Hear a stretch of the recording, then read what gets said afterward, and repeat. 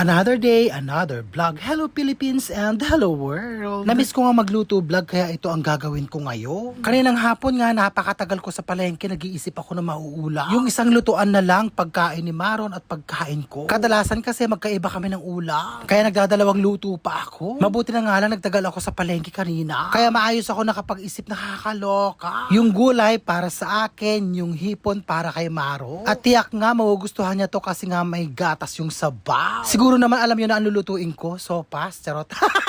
At heto nga at mag-uumpisa na akong magluto. Maglalagay na nga ako ng kaperanggot na butter. Siyempre unahin ko igisa yung bawang, pagkatapos ang sibuyas. Mekos-mekos ang konti, pagkatapos lalagyan ko ng patis. Habang nagigisa nga ako, napakabango. Patis pa lang yung nilagay ko pero napakabango at nagugutom na ako. Nung okay na nga, ilalagay ko na ang hipon. Hahalu-haluin para pantay ang pagkakaluto. Halo pa, di ba?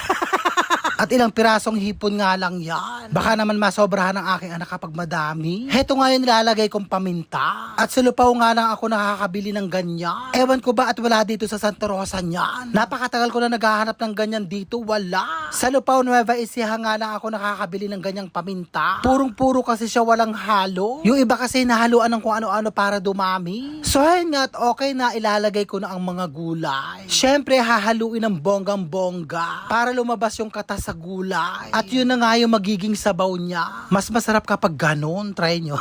So yun na nga at tatakpan ko na. Konting luto lang para hindi ma-overcook ang gulay. At heto nga at okay na at ilalagay ko na ang gatas. Sigurado magugustuhan ni Maron to. Kasi nga napakahilig nun sa sopas. At heto na nga at okay na ang aking sopas. Charot. Chop suey. O paano yan mga tayo? Grabe ang sarap tinikman ko. Hanggang sa muli, I love you all and I thank you.